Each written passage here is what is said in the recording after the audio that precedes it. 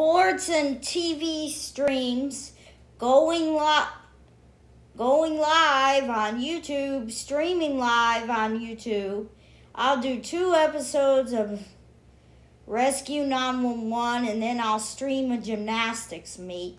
A lot of the gymnastics meets are canceled, like the current ones, because of the coronavirus. Daytona hot dog Heimlich. A race car hits a disabled car and an emergency worker. A babysitter saves a choking toddler. So I did, in my video title, I put pictures of hot dogs, since this is hot dog Heimlich.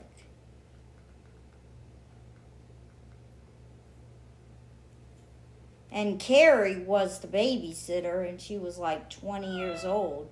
And actually, the parents had went to a water park. This program contains true stories of rescues. All of the 911 calls you will hear are real. Whenever possible, the actual people involved have helped us reconstruct the events as they happened.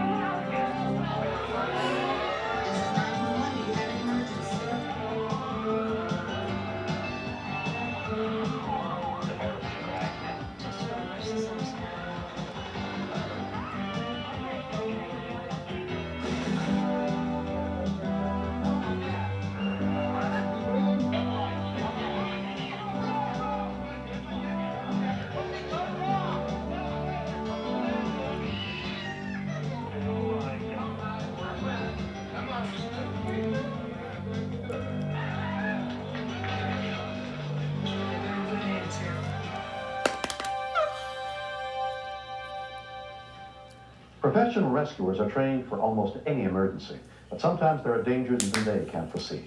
I'm William Shatner. Tonight, true stories of life and death crises and the people who make a difference on Rescue 911. We begin on February 11th, 1990 at the Daytona International Speedway in Florida. Now, some of the world's top race car drivers were competing in the ARCA 200.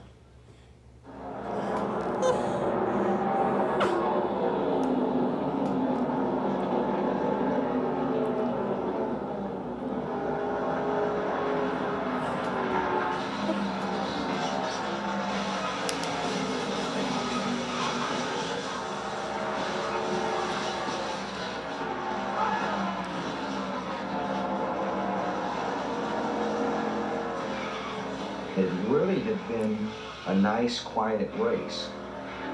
Bob Bachman was in charge of the EMS units that day. We had 12 ambulances dedicated just to the track itself, not counting the grandstands. Suddenly, car 95 spun out of control and started the worst crash in the race.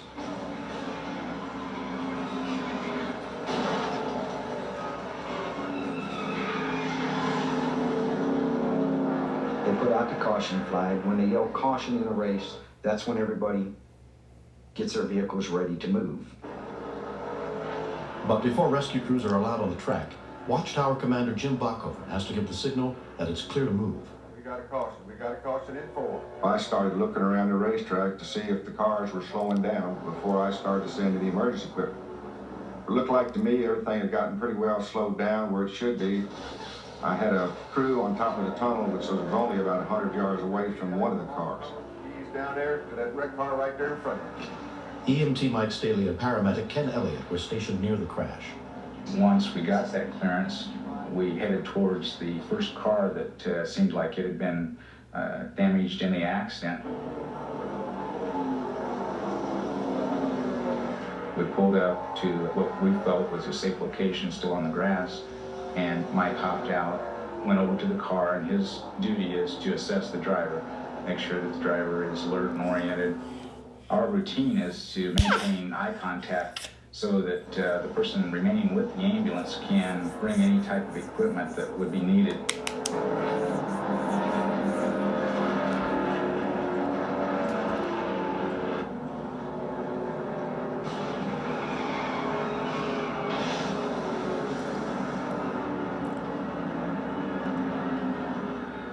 I thought that it probably had killed him.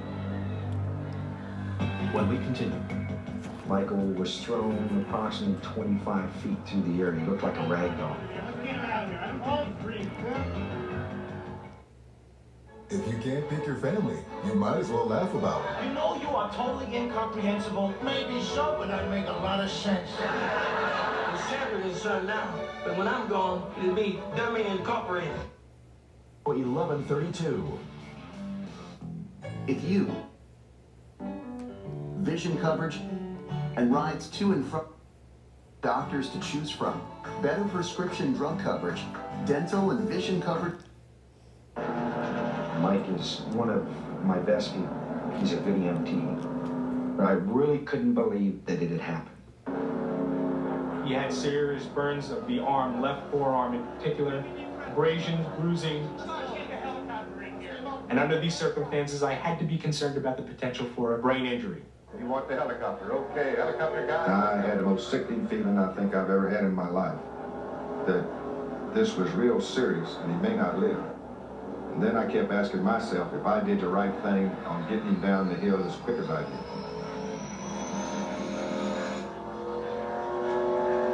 The driver that Michael was treating went down, so we had to send somebody to him.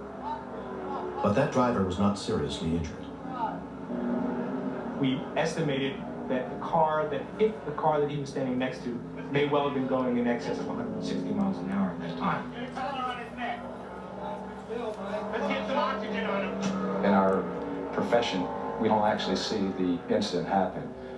This time I was sitting roughly 50 yards from it, and it was somebody that I know and they're very good friends with, and it was very hard. The medical helicopter was stationed only seconds away. He had a very badly comminuted compound fracture. What that means is the fracture was open, the bones were now exposed to the dirt on the ground, and to some extent the burns suffered by the heat of the impact. We cut his pants off and put the mask suit on in anticipation of possible internal injuries.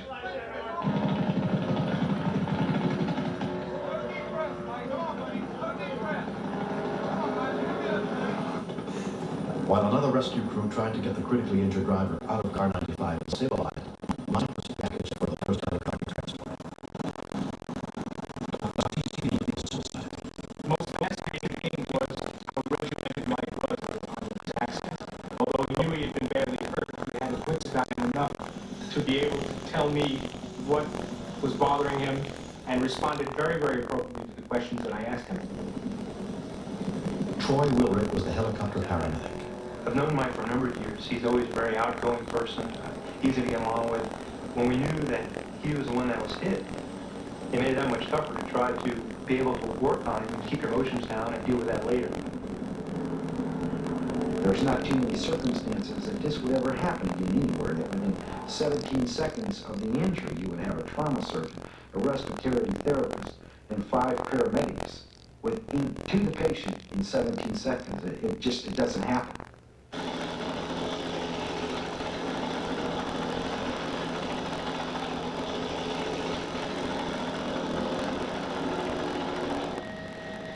Once I received him in a helicopter, he started to wake up and now was responding. Mike, can you hear me? Once he looked at me and said, Troy, okay, I know who you are, there was a sigh of relief that he was not critically injured, but serious. The driver of number 95, who had been trapped in his car, subsequently died of injuries suffered in the crash that day. But Mike's life was spared. Having witnessed the accident, I was amazed that he was going to survive. The fact of the matter is that he's extremely lucky. There's no question about that. Mike arrived at Halifax Medical Center with 2 broken legs, 2 smashed kneecaps, 2nd and 3rd degree burns, and a left arm so badly destroyed, doctors feared they might have to amputate. He needed immediate attention to this arm, requiring irrigation and cleansing of the wound and stabilization of the fracture. He wanted to make sure before he went into surgery that somebody was with his mother, and so I told him that I would go stay with her in the waiting room until he got out of surgery. When I first saw him, he was wrapped in blankets, and it was very scary. He knew me, and seemed to be alert. And he said, "Don't worry, Mom, I'm going to be all right." I never felt a black shadow of death over me.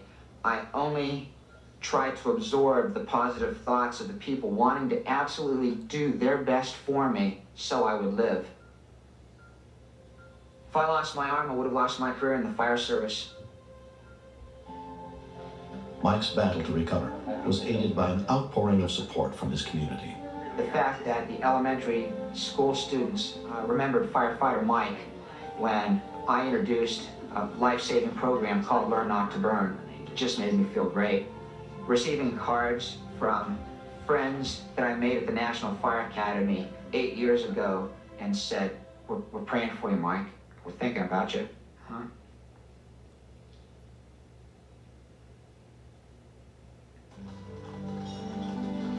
For 5 months, Mike spent nearly 6 hours a day in physical therapy under the guidance of Randy Thomas. He had an incredible walking attitude. on a treadmill. He told me that he expected 110% out of me. He said, I'm not unreasonable. If you're having a bad day, 103% will be fine. But other than that, that's what he expected. And he has certainly given 110% every day. I have no questions about his recovery.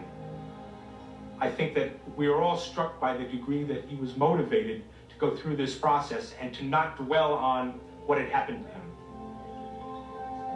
8 months after the accident, Mike Staley has succeeded in healing well enough to lead a fairly normal life. And his mother, Josephine, is very grateful. I do think it's a miracle. He's a hard worker. If he's going to start something, he's going to finish it. And I think he's honest. And he's very loyal to his friends. I'm looking forward to the day that Mike can come back to the Speedway and function in his old capacity. The seat's still open for him to occupy, and I'm sure that he will someday. I don't think that this incident has deterred him. The scariest moment was not having control of my life. Instead of taking care of someone and providing them the best quality of life possible, now the roles were reversed. I'm a patient. With injuries this serious, Mike's dreams of returning to work in fire and rescue may be too ambitious. He may never recover enough mobility to pass the fire department's rigorous physical exam, but he refuses to give up. My primary goal that I have every day is to work out to be even better than I was prior to the accident, to be able to pass the physical agility test with our department, and to do that, I'm working out 110% to be back on the job, to give that best to my community. Next. 911. Our baby's in right now. The baby is choking and I don't know. Did you know Betty White was only scheduled to be in the original pilot of Hot in Cleveland, but was so popular, she... For your 0828. That's 800-279-0828. With us, and we felt that Christopher was too young to trust. Texas Ranger, now every Sunday from 6 to 10 p.m. Eastern on Get TV.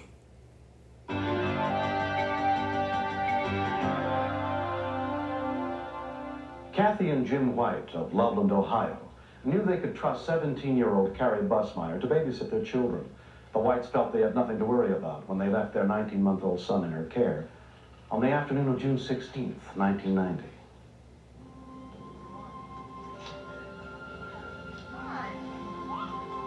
My husband and I were going to go to a water park for a company picnic. We had asked Carrie to come over and babysit for Christopher. We were taking Danny with us, and we felt that Christopher was too young to bring there, so we thought it'd be best if we just left him with Carrie. Brought up like jungle animals.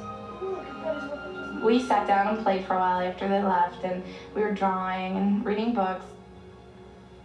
About 6 o'clock, I decided to make dinner, so I cut up a hot dog for him.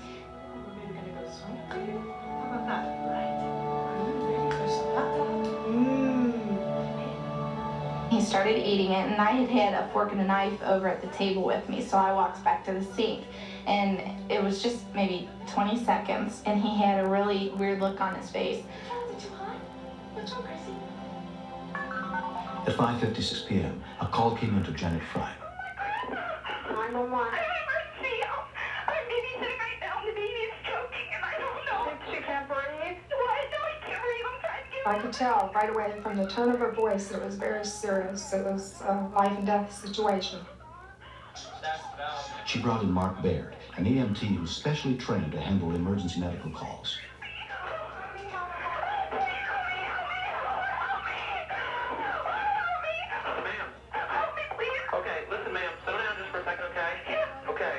I knew when she said the baby wasn't breathing that, we had to try to perform the Heimlich maneuver to try to clear the airway. Okay, cradle the baby's head in your hand, okay? in my hand. Okay, now take 2 fingers, reach just above his navel and kind of push in a little bit, about an inch, okay? And keep doing that for about 10 times, all right? Go ahead. Oh, he's not breathing. Okay, so now, listen, man, you're going to have to let me help you. You're going to have to listen for me to help you, okay? Go ahead. Put the baby's head in your hand. A rescue crew was dispatched. 82 and around. Police Sergeant Mark Dermott was also sent to the scene. You get there just as quickly as you can, especially with a child. It's just something inside everybody when it's a child in trouble. Okay. Do you know how to give mouth to mouth? No. Okay, settle down, ma'am, settle down. We'll have lots of ones. Hang on just a minute. Listen, man, we're going to have to let me help you. Try to give the baby some breath, okay? Put your mouth over his nose and over his mouth, and try to breathe in a little bit. Not real big breaths, real small breaths, because you don't want to hurt him anymore. Paramedic Bob Shaw feared they could not get to the boy's house quickly enough. At that time, we knew we had a possible cardiac arrest, meaning that the heart had stopped beating and the child was not breathing, and possibly could have a dead child on our hands when we arrived on the scene. Oh, he's breathing, I think. He's breathing? Okay. No, wait, I don't know. Okay, sit down. Okay. Stop a minute, don't do anything. Okay, wait, he's not. Okay, go back to what I said. I thought Carrie was doing the right thing. I hoped Carrie was doing the right thing, but I didn't know for sure. He's not doing anything. Well, I'm going to keep trying it. I'm trying. Okay, keep doing it. Okay, ma'am, settle down. Come on, you're going to have to help me here. Okay, go ahead, try to breathe the baby again. Put your mouth over his nose and mouth, and give him some small breaths. Not real big ones. Okay, now stop a minute. Now watch. Okay, put the baby's head back in your hand. Okay, I'm trying. Okay, now take and compress his belly again. I am. Chrissy. Oh, yeah. Oh, come on. That's the boy, honey. Come on. Come on, Chrissy. Come on, honey. Okay, stop a minute. See what happens. Okay. Oh, come on, Chrissy. Come on. Come on. Okay, watch a second. See what it does. Okay. Is it breathing? No.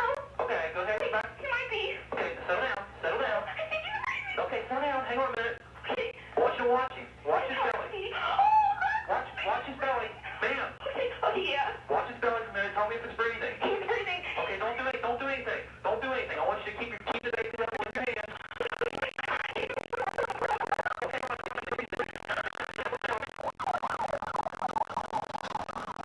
Minutes after Carrie's call, the first officers arrived on the scene. We knew we were at the right residence. We knew 911 was on the phone with Carrie. I don't see anybody. Check around. But we just didn't know why we weren't getting any response. Now he's kind of starting to cry. Okay, that's great. That's what you wanted to do. Okay, don't hug him. I'm not. I want you to keep it just like He's that. on the counter right now, but he won't let me. Oh, good. Fine. All right, ma'am. You did the job. Good job, man. I want you to watch him. I want you to make sure he keeps on breathing. I'm going to stay on the phone with you. Is that him or her crying? What? Is that the baby crying? Yeah. All right. Wait a minute. I gotta go get the door. Oh, wait. Get the hot dog. Okay. Oh, my Chrissy. It's all locked up, you know. No, we need to see the windows. We're going to have to take it. Oh, my God. One of the policemen took Christopher right away, and another one went along with him and sat down on the couch. At that point, I knew he was going to be okay, and he was in, arms that could hold him, and that, he was really going to be cared for. And I sat down on the steps and just sobbed. I was so upset. I guess the adrenaline was flowing. I've never felt that way before, ever. It was really frightening. It was a great relief when we walked through the door and found the child sitting on the officer's lap, perfectly conscious and breathing well. Carrie did exactly what she was supposed to do. She immediately called 911 when she couldn't dislodge the hot dog from the child's throat, and she did everything exactly like she was supposed to do. She did a wonderful job. Christopher was examined at the hospital and released. They told us when they came in after this all happened that how lucky we were to have Carrie as a babysitter, and thank God that she had dialed 911 or he would have died. I think everybody should know CPR and how to do the Heimlich, and everybody should know to call 911 if you have an emergency. Mark, the 911 operator that I talked to, is remarkable. He did the job, I think. He told me what to do, and I just thank him so much, because without him, Christopher could have been dead. Neither one of them would admit to themselves that they're heroes, but to my husband and I, they sure are.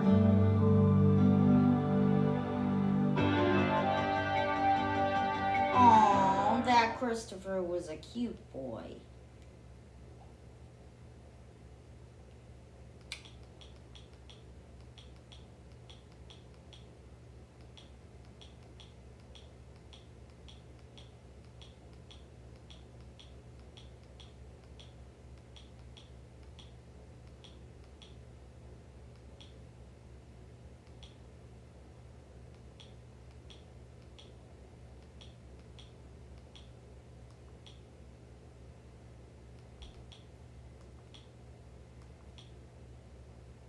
I'm just deleting it from my DVR because I already put it on. Let's see. I'm gonna do Go-Kart Girl, Freeway the Fawn. Girls on a go-kart are hit by a truck, attempt to save the life of an injured fawn.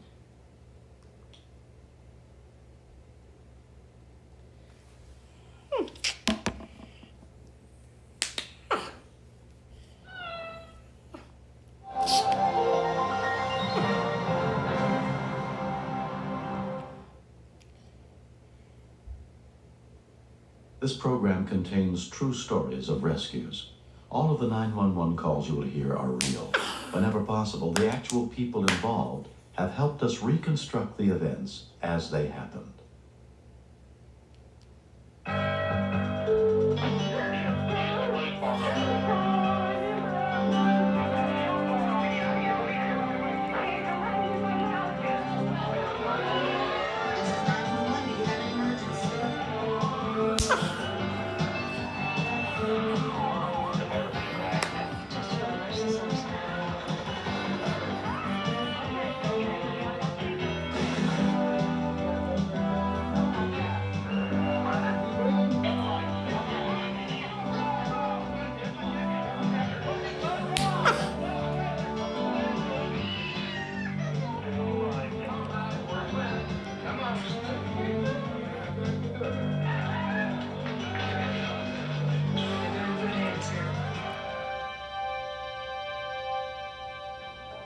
We begin on March 4th, 1988, in Little Bern, Georgia. A quiet community that's always given Wendy Fisher and her family a sense of security.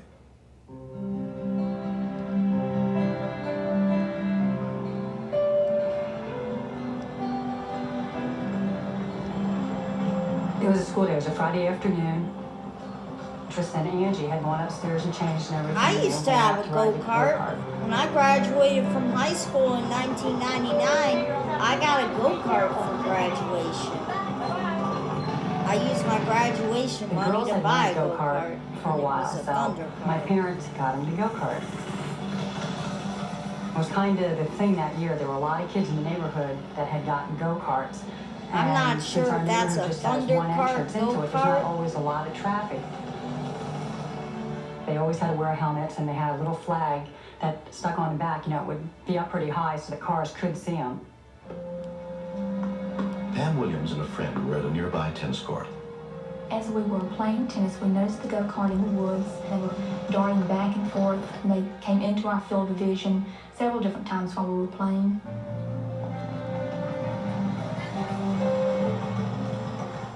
Trista was showing me where the start hill was, where we were going to jump over it. But I was real scared to go over that hill because I was afraid that I would fall off the go-kart. So Trista said, okay, I'll do it by myself. You know, I felt real stupid being by myself, and I wanted to be, if she was going to do it, I was going to do it. So I got on it.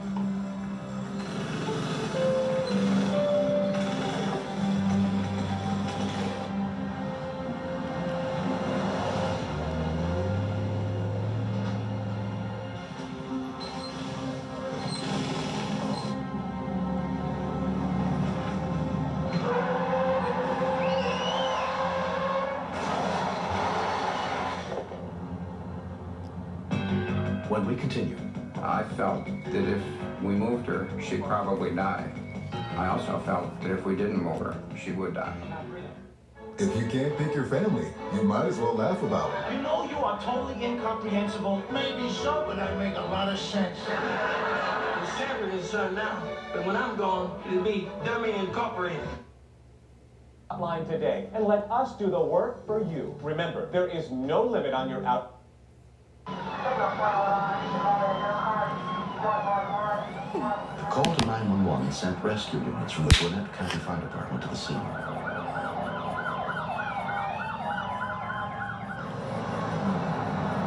Neighbor Bob Burns drove over to see if anyone had been hurt. When I could make it out that it was a go-kart, then I put two and two together and I figured out that it was Trista. I didn't see him. I thought I missed him. The first thing I did was I took her pulse, and I couldn't find a pulse in her arm. There's a little pulse here. Then I looked to see if she was breathing, and she wasn't breathing.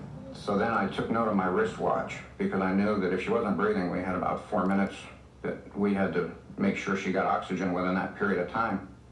Pam and her tennis partner, who was a nurse, ran to help. Angie was trapped behind Trista, and Angie was conscious, and she was very frightened, a little bit panicky probably, and she was trying to get Trista off of her. Linda Anderson recognized Trista because she knew the girl's mother. Are you all right? Her neck was flopped forward, similar to a doll whose head is broken. Yeah, she's not breathing. We may have to move the truck. I am an RN, and there's another RN on the scene. We debated about whether to move Trista at all, knowing that the number one rule is don't move a victim. But the bottom line was Trista was not breathing. So still watching my watch, it got to be about 2 minutes and 45 seconds.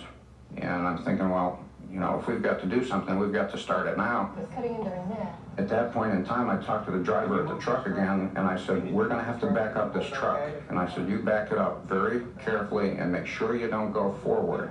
And when you back it up, I'm going to try and lift the bumper a little bit just to clear the helmet that Trista had on to make sure that the bumper doesn't drag her head back. Okay. Okay, go back. Good, guys. Come on, lift it up. Lift it up. Back a little more. That's good. That's good. Okay, that's good. I went back to Trista, and I picked up Trista's head. It was laying over. I picked it up straight, and I said, we're going to hold this head straight, and we're going to make sure that there's no tension or pressure on her spine, because I'm afraid that there's a neck injury. 1, 2, 3. Easy. I felt that if we moved her, she'd probably die. I also felt that if we didn't move her, she would die. I just didn't feel that we could stand there and watch the little girl die without giving her every opportunity to leave with it, even as soon as it was happening, I think it seems to be.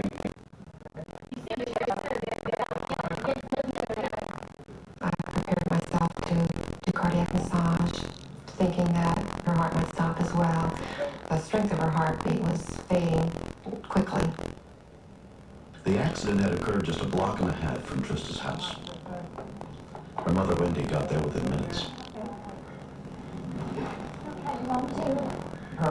color was just kind of a grayish color, and I was just kind of at her head end, and I was just saying, you know, this is Mom, you're going to be okay. Well, he's right here. It was just real hard, you know, to go through. When the first rescue units arrived, Andy and Greg Long took charge at the scene. We were assuming the worst as we were en route to the coma.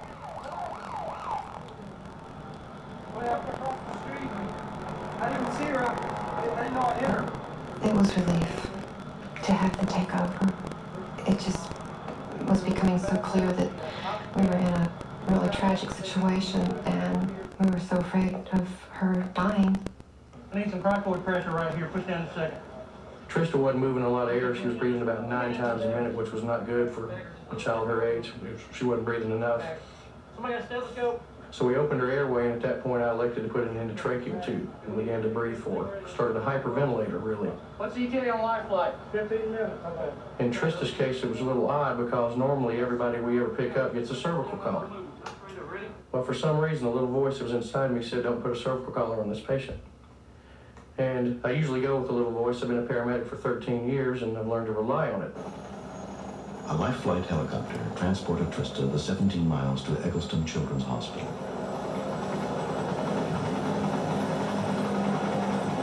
I wasn't able to ride in the helicopter with her, and I had no idea where Eggleston Hospital was, and it seemed to take forever to get there, which is about maybe 30 minutes from here, but it seemed like eternity getting there.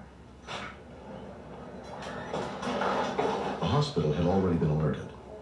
A trauma team was waiting to examine Trista the moment she arrived. Orthopedic surgeon Tom Whitesides was also called in. The situation that Trista was in was extremely precarious. She was near death. Small. An x-ray of her neck showed that her head had been pulled loose from her neck. She was given a bone graft in her neck and put in a halo cast to give it a chance to heal. They couldn't tell us, you know, how she would be or anything, because he had never seen anybody survive an injury like this. For Trista's father, the accident was also devastating. You look for the best you can out of the situation. We were informed that she didn't have any movement on her left side and that she would be paralyzed on the left side. She's going to survive. That's certainly the good news. Now you progress from there. The next area, of course, is what's going to happen to her quality of life.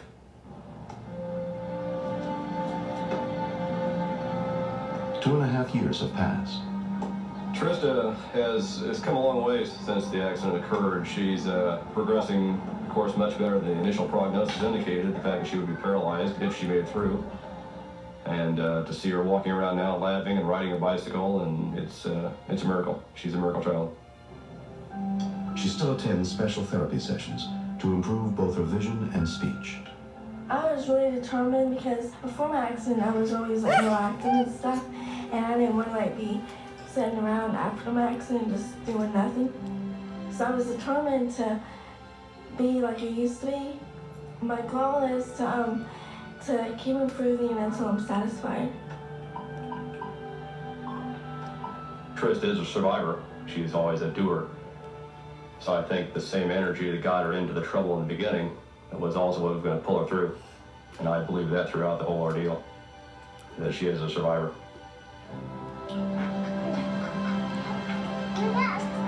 She was our little miracle.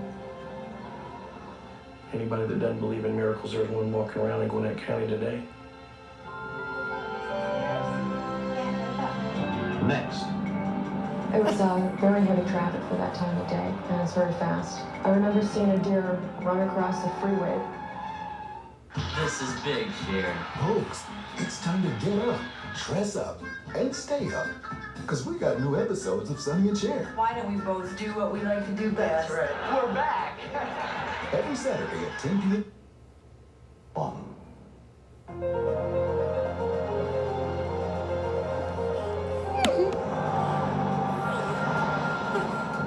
Heading south on Highway 805 was off-duty Sheriff's Deputy Lisa DeMeo. It was late Sunday morning, very heavy traffic for that time of day, and it's very fast.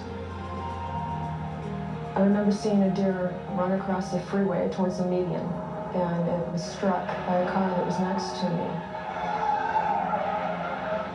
It just happened so quickly. The car kept going, and I started calling for help in my police radio.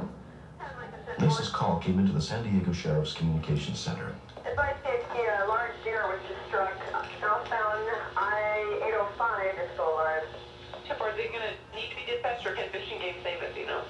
No, it's on its back. I can't tell. I don't know about this stuff.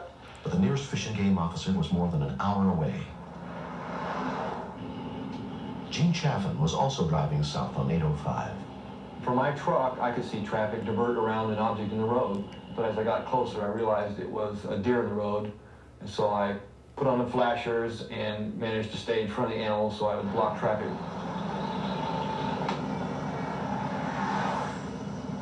Two other drivers, Steve Montgomery and Roger Lamberson, also stopped to help. I got traffic stopped in the 2 slow lanes, and the 3 gentlemen stopped, picked her up, got her off to the shoulder, far off the shoulder, as far away from traffic as possible. The main thing was supporting her weight and keeping out of the line of fire of the legs, because the hooves were very strong, and some of them could have been pretty badly damaged. Are you okay? Yep. The front right leg was shattered. The deer was suffering badly. I mean, you could see it was frothing at the mouth, screaming, and the scream just drove you nuts. It was in just such terrible pain.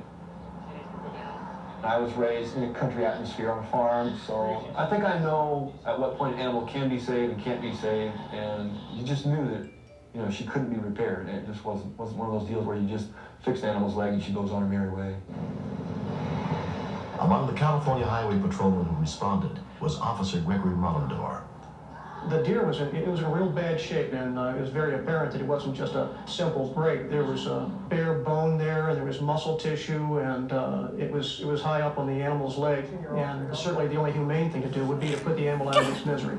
Okay. So she comes down.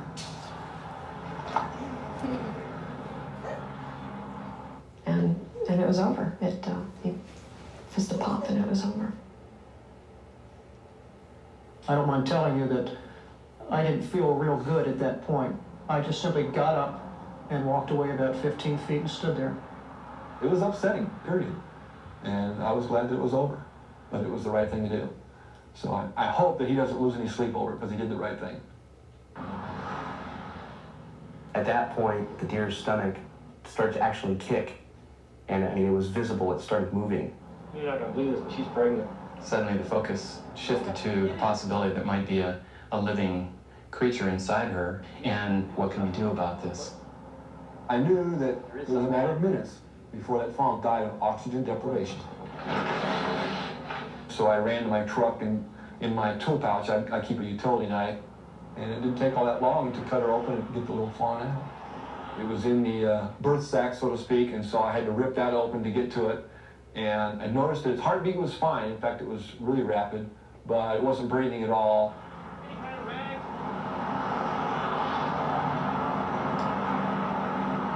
I took my fingers and just got some of the mucus away from its mouth, and then I had to do a kind of a mouth-to-snout resuscitation to get a few breaths into it to see if it would come around.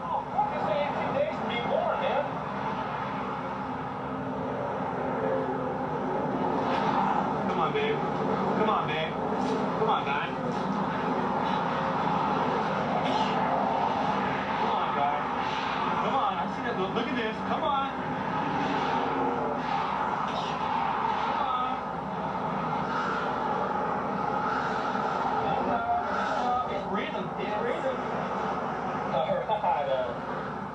When it took its first breath after reviving, that was a great feeling. It was like, yeah, it was a great feeling. I mean, I thought, wow, we saved one. That was a once-in-a-lifetime uplifting feeling. It was a hot day, and I was concerned about dehydration. So the first thing we tried was the water. It wouldn't take any water. And tried to get it to suckle the mother, and it wouldn't do that. There you go. There you go. So we managed to squeeze some milk in the little bottle cap, and we managed to get what we felt was a little bit of milk down the fawn's throat.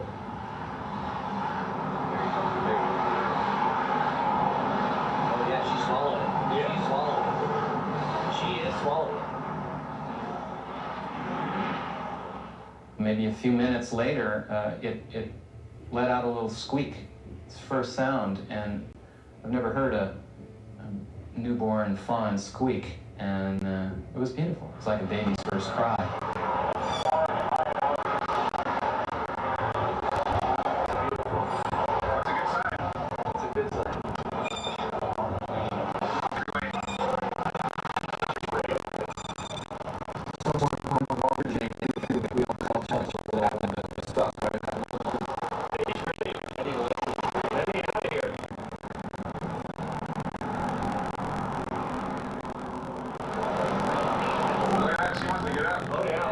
She wanted to get up, she wanted to walk, she wanted to stretch out.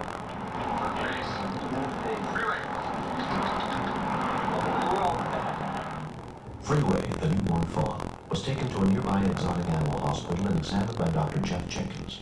We cleaned the fawn up and cleaned and sterilized its umbilical cord.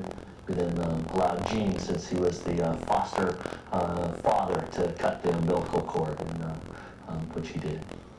Both Gene and Lisa had become very attached to the little fawn. They both were glowing with the whole idea that this little fawn had survived. The smiles would go ear to ear on these two as we worked on the deer, and it did better and better, the little fawn.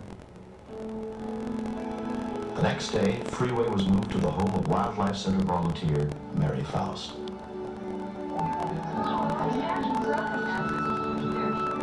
Freeway drinks goat's milk. We heat it up and feed her every 2 hours.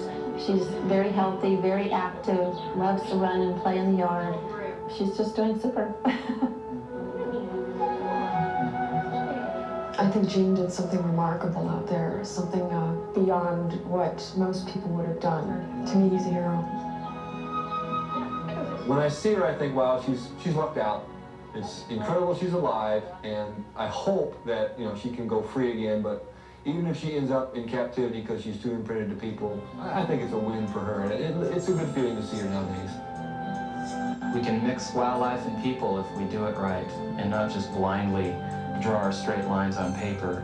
If we have little corridors of habitat that we leave them undisturbed, don't develop them, and it allows animals to pass through underneath the freeways and go east to the more open terrain, there's no reason not to.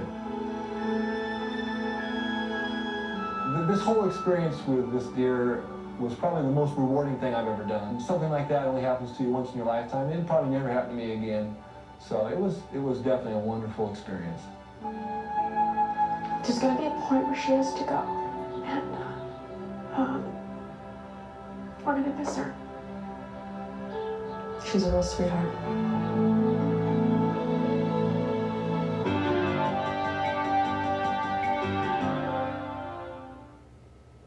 For more full Rescue 911 videos, hit the big red button and subscribe.